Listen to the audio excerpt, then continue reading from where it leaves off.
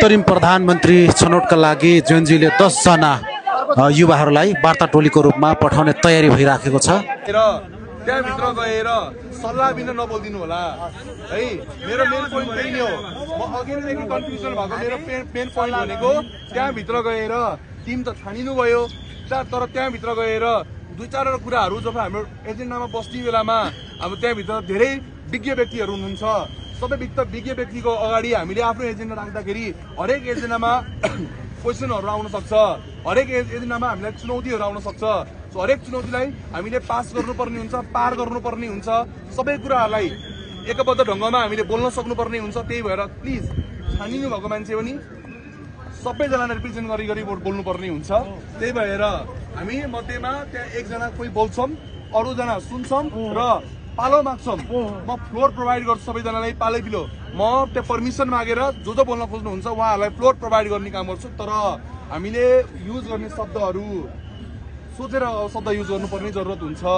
हामी नेपाली नागरिक हो, हामीले आफ्नो शब्दहरू हाम्रो मानवता हामी अनुसार हामीले बोल्नुपर्ने हुन्छ। त्यहाँ गएर हामीले फर्काएर हुने बेला केही पनि छैन, अन्डरस्ट्यान्डिङमा जाने हो। बुझ्नुभयो नि?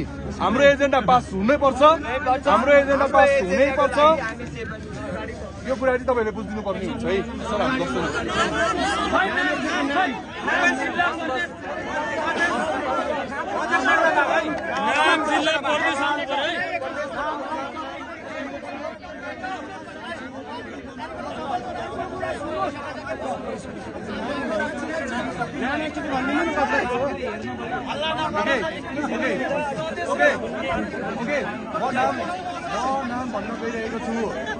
म नाम भन्न गइरहेको छु।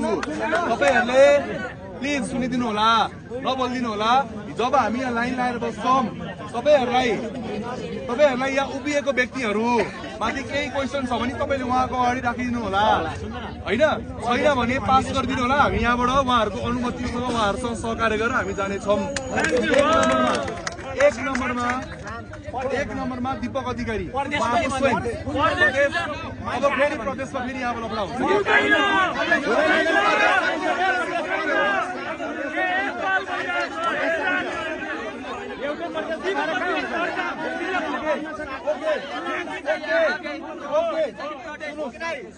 हजुर सुन्नुहोस्, ठिक छ, तपाईँहरूले भनेको बमोजिम नै हामी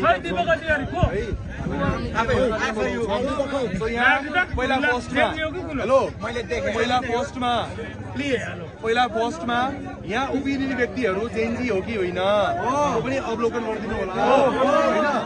हामी सबैजना आइडी प्रुफ भेरिफिकेसन